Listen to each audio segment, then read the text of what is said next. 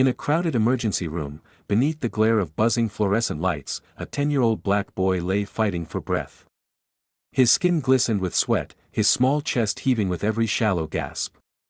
He was burning alive with fever, his temperature soaring past 104 degrees. His lips were cracked, his eyes glassy with exhaustion, his small fingers clutching at a thin hospital blanket as though it could protect him from the storm raging inside his body. And yet, despite the obvious suffering, despite the urgency in every twitch of his frail frame, the nurse standing at the foot of his bed saw something else. She didn't see a child in desperate need of care. She saw an inconvenience. A burden. A life that, in her eyes, mattered less than another. Her voice cut through the room like a knife. "Get him up. This bed is needed." The word struck harder than the fever itself. Around them, chaos echoed, monitors beeping, patients crying, footsteps pounding the linoleum, but in that instant, all sound seemed to vanish.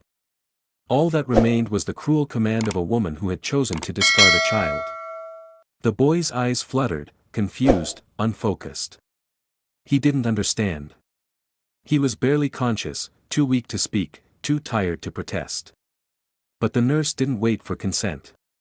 She pulled the blanket aside and gestured toward the corner, where a cold, hard plastic chair waited like a punishment. And then the reason revealed itself. Through the door walked a white man, middle-aged, holding his hand in a loose bandage. A cut, small, shallow, the kind most people would cover with a single strip of tape at home. Yet to the nurse, his comfort was more urgent than the child's survival. She smiled at him, nodding toward the bed, and in that moment her choice was clear. The boy, his name was Malik, tried to stand. His arms shook violently, his thin legs trembling beneath him. The 4 tubes swayed, the bag above jerking as though mocking his weakness. He stumbled once, twice, and then collapsed into the chair. His head drooped forward, his curls sticking damply to his forehead, his body folding in on itself. The man reclined on the bed. Malik had been forced to leave. He stretched his legs, exhaling in comfort, while the nurse adjusted his pillow, her tone suddenly soft, almost sweet. To Malik, she had shown only coldness. To him, she now offered care. The contrast was impossible to ignore. A sick black child discarded like nothing. A man with a scratch treated like royalty. No one rushed to help the boy. No one lifted him from the chair. The crowd in the ER was too consumed with its own pain, its own struggles, to intervene. But that didn't make the sight any less cruel. And no one yet knew that this moment would become the spark of a firestorm. Because someone was on their way. Someone whose arrival would change everything. Before we go further, let me ask you this. What time are you listening right now? Morning? Evening? Maybe late at night? And where are you from? Drop it in the comments below, because this story isn't just about one boy. It's about every single person who has ever been told they don't matter. But to understand how Malik ended up here, barely clinging to consciousness, we need to go back. That morning, the sun hadn't even risen when Malik woke with a pounding headache. His skin was slick with sweat, his body trembling under the weight of chills he couldn't control. He reached out weakly, calling for his mother, his voice little more than a whisper. She rushed into his room, her face tightening the moment her hand touched his forehead. He was burning. His temperature climbed so high the thermometer beeped in alarm. Panic surged through her chest. She had seen him sick before, but never like this. By midday, his fever had climbed past 104 degrees. He couldn't keep his eyes open. His lips cracked when he tried to speak. He coughed, a dry, hollow sound that rattled through his frail chest. She knew then that this wasn't something a glass of water and rest could fix. She called her neighbor, Jason, her voice trembling as she begged him to drive Malik to the hospital. She promised she would follow as soon as she could. But she was caught across town. Jason carried Malik to the car, the boy barely conscious, his head lolling against the seat. The ride was a blur. Malik remembered only fragments, the glow of streetlights, the sound of tires rushing across the asphalt, the way his teeth chattered against each other though his skin burned hot. Jason's voice floated through the haze, telling him to hold on, that they were almost there. By the time they arrived, Malik's body felt heavier than stone. His legs refused to move. He was wheeled into the emergency room, where the chaos of the night swallowed him whole. The ER was packed. The sharp sting of disinfectant clung to the air. Fluorescent lights buzzed overhead, harsh and unforgiving. Monitors beeped in overlapping rhythms, each one a desperate cry for attention. A woman moaned in pain somewhere nearby. A child wailed in the distance, his cries echoing off the sterile walls. It was a place where suffering lived in every corner. But Malik's suffering was different. He was small, helpless, vulnerable. His fever burned through him with relentless cruelty, his body too fragile to fight. And yet, in that crowded room, no one seemed to see him. He was just another patient in a sea of misery. Just another name on a chart. Until the nurse walked in. Until she looked at him, then looked past him, and decided he was not worthy of that bed. That was when Malik's nightmare truly began.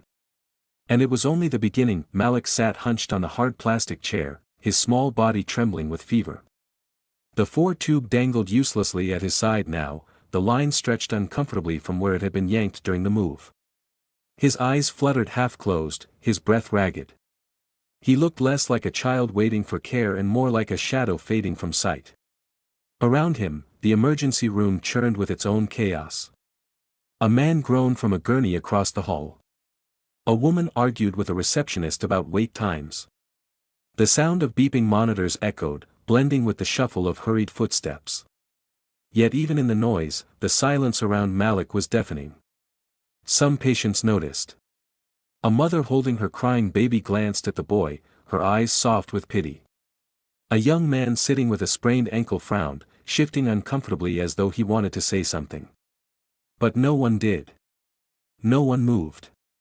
Their own pain, their own fear, chained them in place. And so Malik sat alone, shivering, as though invisible. The nurse, Collins, hovered near the white man who now reclined comfortably on Malik's former bed. She adjusted his fore with exaggerated care, offered him water, even joked lightly to distract him from the sting of disinfectant on his cut. To her, he was a priority. To her, Malik was nothing. And then the door opened again. A man in a white coat strode into the room. His name was Dr. Adrian Lewis, one of the hospital's senior physicians. He was tired, dark circles lined his eyes, his steps carried the weight of a long shift, but his gaze was sharp.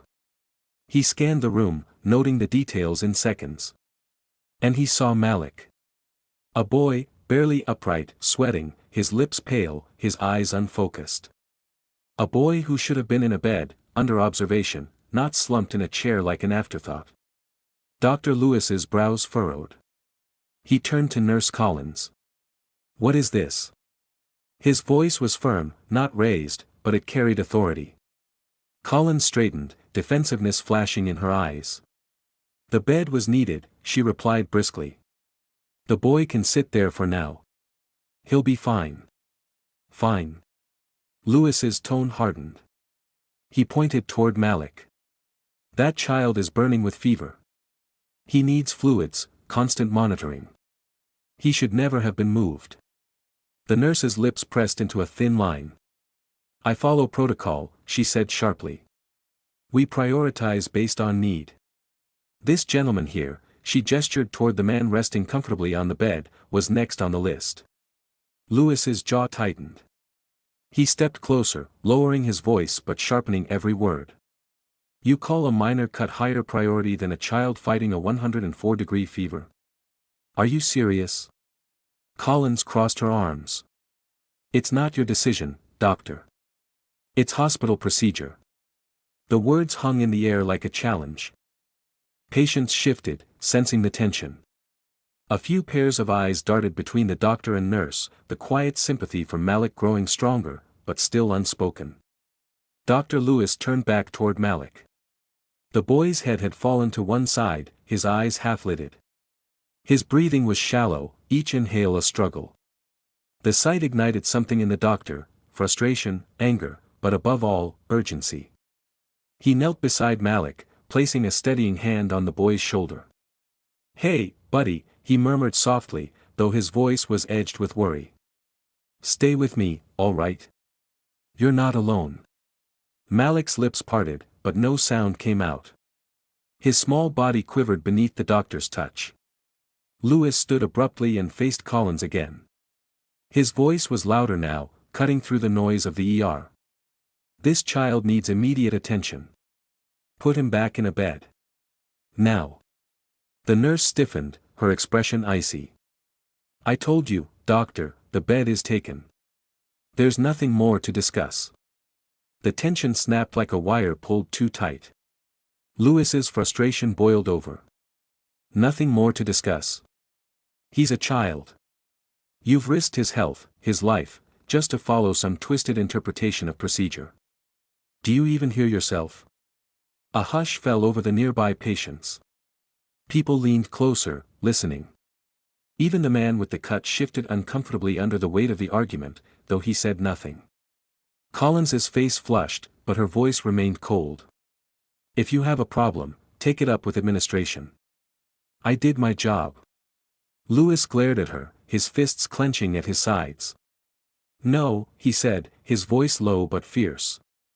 "You didn't. You forgot the first rule of medicine, do no harm. And right now, you are harming him." Silence stretched, thick and suffocating. The nurse turned away, pretending to busy herself with paperwork, but the tremor in her hands betrayed her anger. Meanwhile, Malik swayed in the chair, his small body trembling. His head lolled forward, his breathing ragged. His vision blurred, the room tilting, the fluorescent lights above smearing into streaks of white. He tried to hold on. He tried to stay awake. But his strength was slipping. And then his body went limp. His arms fell to his sides, the foreline tugging painfully. His head dropped against his chest. The boy collapsed forward, unconscious. Gasps rippled through the room. A woman cried out. The man on the bed sat up abruptly, guilt flashing across his face. Patients stared, the tension breaking into chaos. Dr. Lewis lunged forward, catching Malik before he fell fully to the floor. He cradled the boy in his arms, his heart racing with fury. And in that moment, the emergency room erupted into something more than noise. It became a battleground, between compassion and cruelty, between duty and indifference. And this battle was only beginning. The emergency room froze in shock. For one heartbeat, no one moved, no one breathed. A sick child had just crumpled forward, limp in the doctor's arms. "Get me a crash cart." Dr. Lewis shouted, his voice cutting through the paralyzing silence. The words jolted the staff into action. Nurses scrambled, equipment rattled, and the steady hum of machines swelled into a frantic chorus of alarms and hurried footsteps. Malik's body was frighteningly still. His lips were pale, his eyelids fluttered with no strength behind them. His chest rose only in shallow gasps, each one weaker than the last. "Stay with me, buddy," Lewis murmured as he lowered the boy onto a stretcher. "Don't you dare quit on me." He grabbed a mask, adjusting it over Malik's face as oxygen hissed into the air. His hands moved quickly, trained by years of emergencies, but his mind burned with fury. This should never have happened. This boy should never have been forced out of his bed. The patients in the waiting area leaned forward, tension thick in the air. A murmur spread through the crowd. "Why was that child in a chair?" someone whispered. "Why wasn't he being treated properly?" another demanded. "He looked half dead already." The whispers turned into voices. The voices turned into accusations. And all of them circled back to the nurse. Collins stood stiffly. Her jaw tight, but her eyes betrayed unease. For the first time, the weight of her choice pressed down on her shoulders. She avoided eye contact, fumbling with paperwork, but the eyes of every witness in the room seemed to burn holes straight through her. Then, the automatic doors of the ER slid open. A woman stormed in, her heels striking the floor with measured, furious steps. Her coat swirled around her as though pulled by the force of her presence. Her eyes locked instantly onto the stretcher where Malik lay motionless, oxygen mask over his face. "Malik!" Her voice cracked, sharp and raw with fear. She rushed forward, her hand trembling as it brushed the curls off his damp forehead. Her breath caught, her chest heaving as she fought to steady herself. Dr. Lewis looked up at her. "You're his mother?" "Yes." Her answer was firm, but her voice quivered with emotion. "What happened to my son? He was supposed to be in a bed." "Why?" She stopped, her eyes darting toward the chair shoved against the wall, the 4 lines still dangling from its side. Realization struck her like a thunderclap. Her gaze snapped to the nurse. You pulled him out of his bed, didn't you?" Collins stiffened, her lips pressing into a thin line.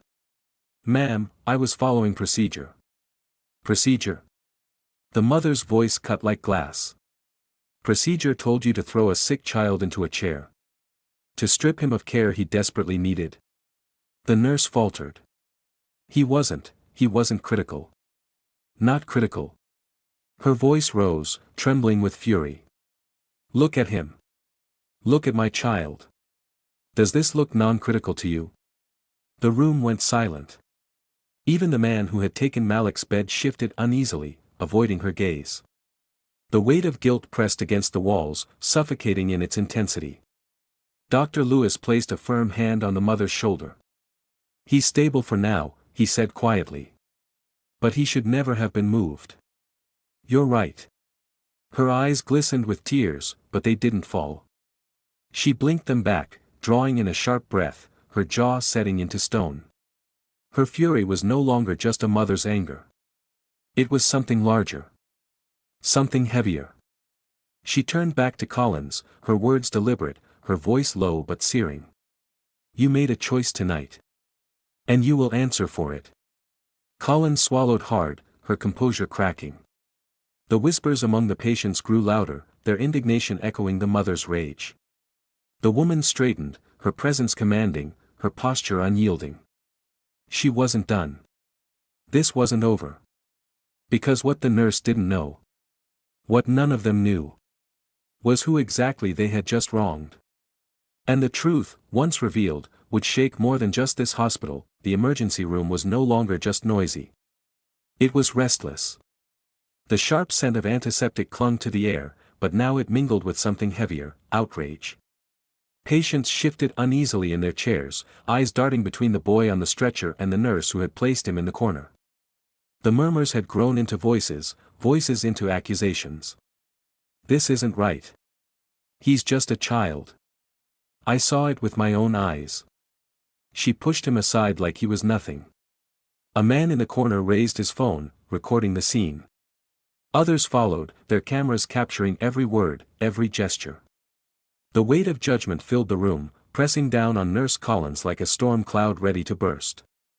Malik's mother stood tall beside the stretcher, her hand still resting protectively on her son's arm. She looked exhausted, her face tight with fear, but there was something else there now, an iron resolve hardening her features. "Doctor," she said firmly, turning to Lewis. "I want the full chart. Every detail. Now." Lewis didn't hesitate. "Of course." He gestured for another nurse, one who had been watching silently, discomfort written all over her face, to retrieve the boy's file. She hurried off, eager to distance herself from the tension. Collins, however, stepped forward, her voice sharp with forced confidence. "Ma'am, you need to calm down.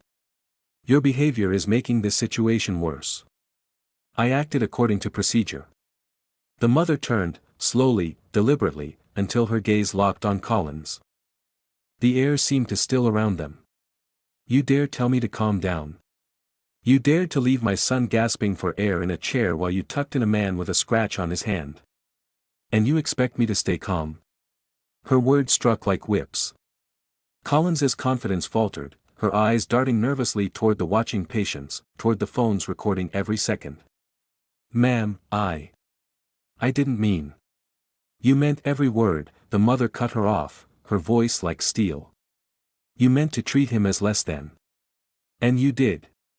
But not one of us in this room will ever forget what we saw." Gasps rippled through the crowd. Someone muttered, "She's right." Another voice called out, "Fire her." The room seemed to shift, a tide turning against the nurse who only hours before believed herself untouchable. Lewis spoke then, his tone measured but firm. This child could have died tonight. Because of your decision. He gestured toward Malik, whose shallow breath still rattled beneath the hiss of oxygen. You didn't just neglect him. You endangered him. Collins's face flushed crimson. She opened her mouth, but no words came.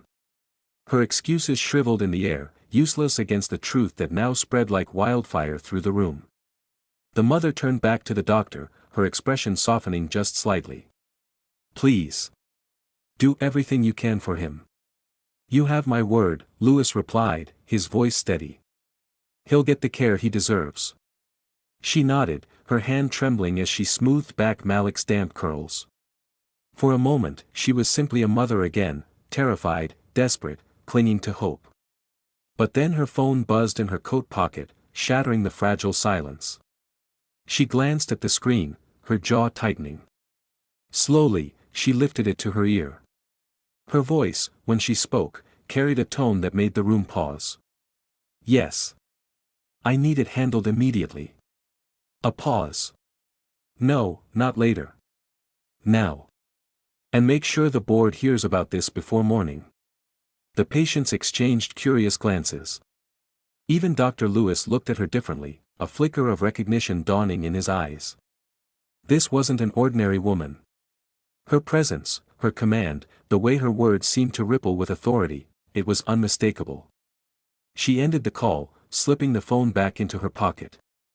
Then she turned to the nurse once more, her eyes sharp, her voice calm but deadly. You have no idea who you've just crossed. The words landed like thunder. Collins stiffened, her face draining of color. The whispers in the room grew louder, speculation buzzing like electricity. But the mother said nothing more. She returned to Malik's side, her hand resting gently on his arm, her posture regal and unyielding. The storm had only begun. The hospital never truly slept. Through the night, its halls buzzed with the steady rhythm of machines and the shuffle of exhausted staff. But outside, beyond those sterile walls, something far louder was awakening. By dawn, the story was everywhere. The first video had been uploaded before Malik even left the ER. A shaky clip recorded on a patient's phone captured the moment Nurse Collins ordered him out of the bed, the boy stumbling toward the chair, his body collapsing in exhaustion. Another video showed his mother storming in, her voice trembling with rage as she demanded answers. Within hours, those clips spread across social media like wildfire. Hospital kicks sick child out of bed for white patient. 10-year-old left to collapse in ER chair. Racism in plain sight. Comments poured in by the thousands. This is sickening. I hope that nurse loses her license. My God, look at the boy, he can barely breathe. People shared the videos again and again, their outrage amplifying with every repost. Hashtags trended across the city, then across the country. By morning, national outlets were picking up the story. The hospital administrators woke to a nightmare. Their phones buzzed relentlessly with messages, calls, demands for statements. By 9 a.m., reporters stood outside the ER doors, cameras flashing, microphones shoved toward any staff member unlucky enough to cross the parking lot. Inside, staff whispered nervously. Some defended Collins, insisting she had only followed procedure. Others admitted in hushed tones that it was wrong, that they had seen the cruelty for themselves. But none could ignore the storm outside. Collins herself avoided the hallways, her face pale, her hands trembling. She hadn't expected this. She thought the night would pass, the moment forgotten in the chaos of the ER. But the world had seen. And the world did not forget. Why are they making such a big deal? She muttered to another nurse, her voice low, defensive. It was one bed. One bed. But even she didn't believe her words anymore. Not when her name was plastered across headlines, not when strangers online demanded her firing, not when the phones rang endlessly with complaints. Meanwhile, Malik lay in a quiet hospital room, finally resting under the careful watch of Dr. Lewis. His fever had begun to break, though his body was still weak, still trembling with the aftershocks of illness and neglect. His mother never left his side. She sat beside him, her hand clasping his, her eyes fixed on his face as though sheer will alone could keep him safe. Every so often, she would glance at her phone.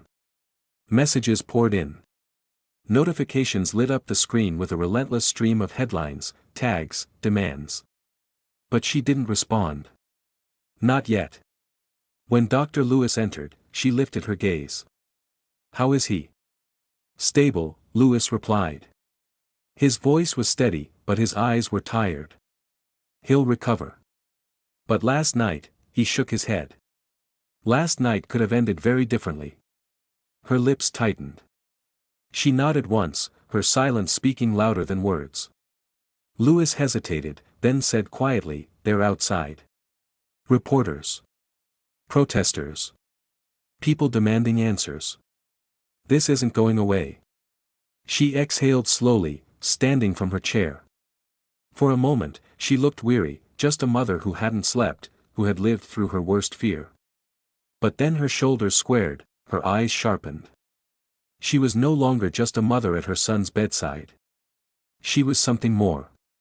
She brushed her coat smooth, slipped her phone into her hand, and walked toward the door. "Good," she said softly, almost to herself.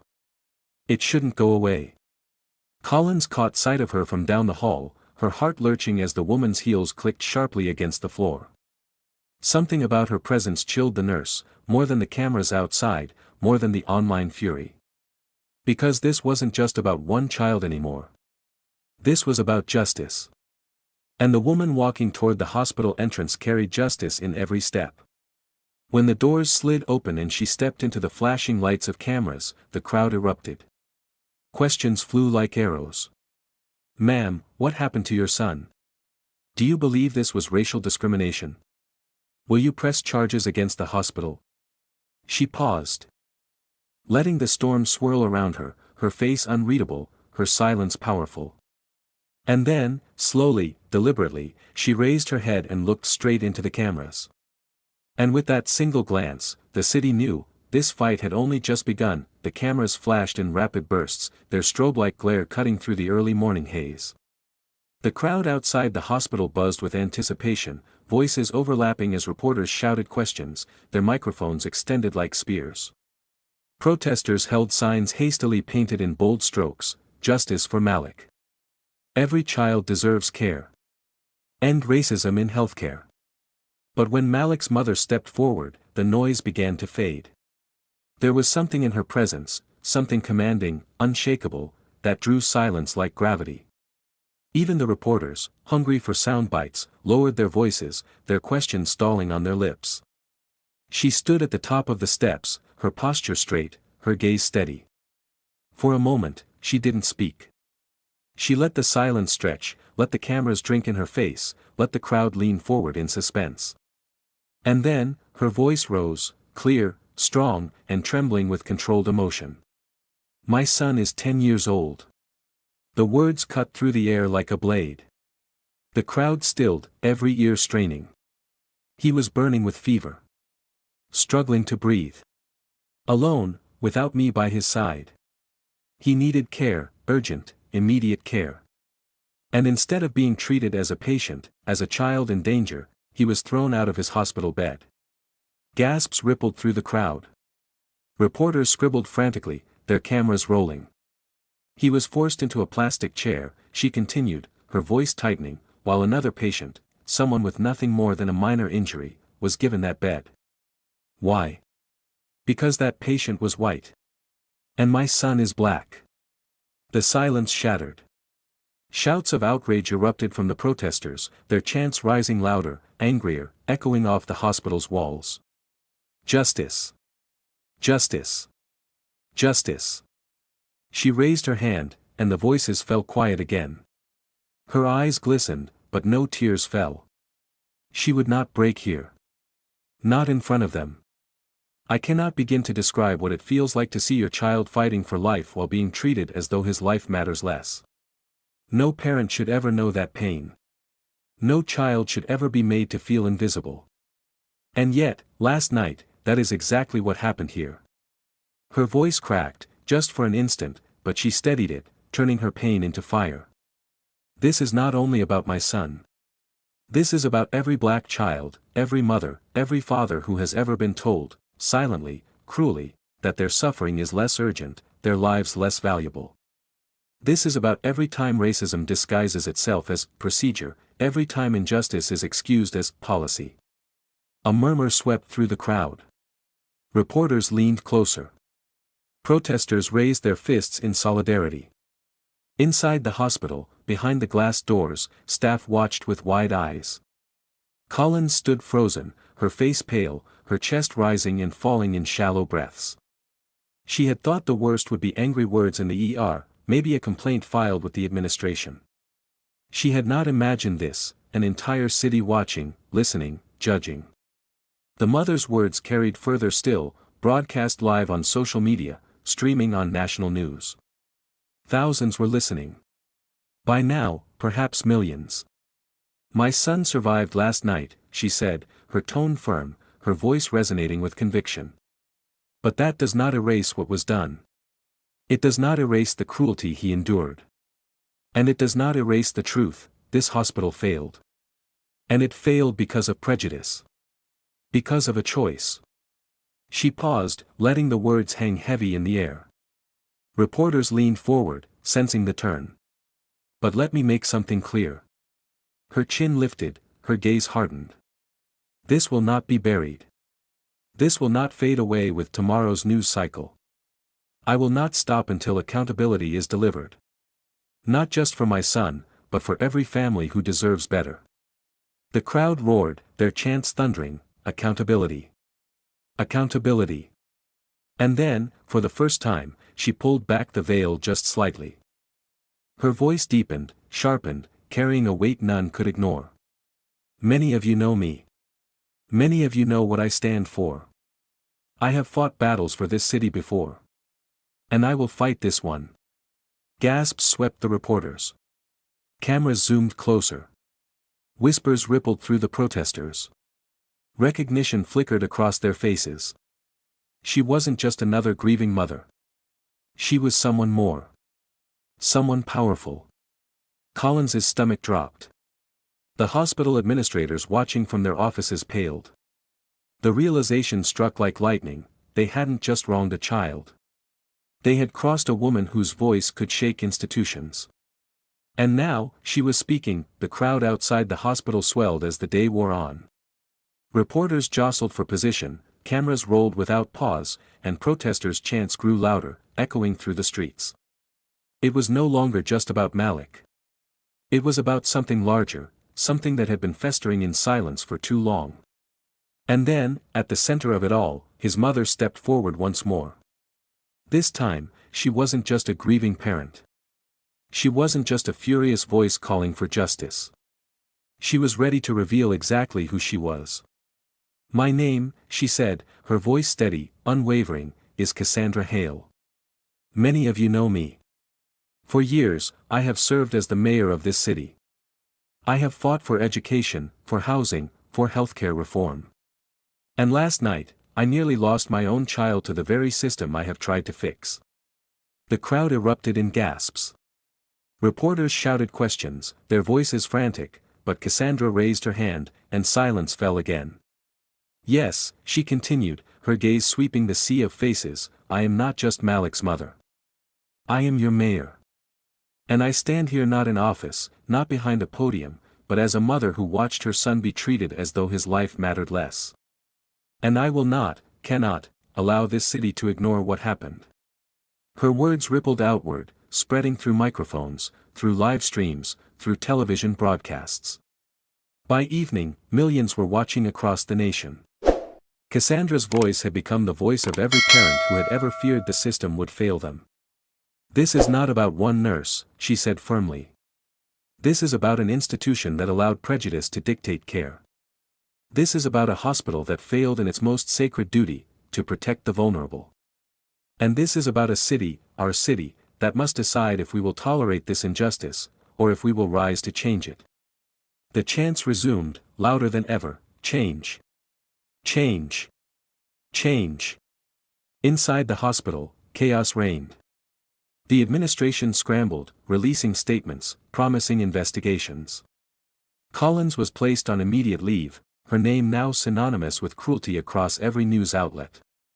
No longer defiant, she sat alone in a break room, her face buried in her hands, the weight of her choices crushing down on her.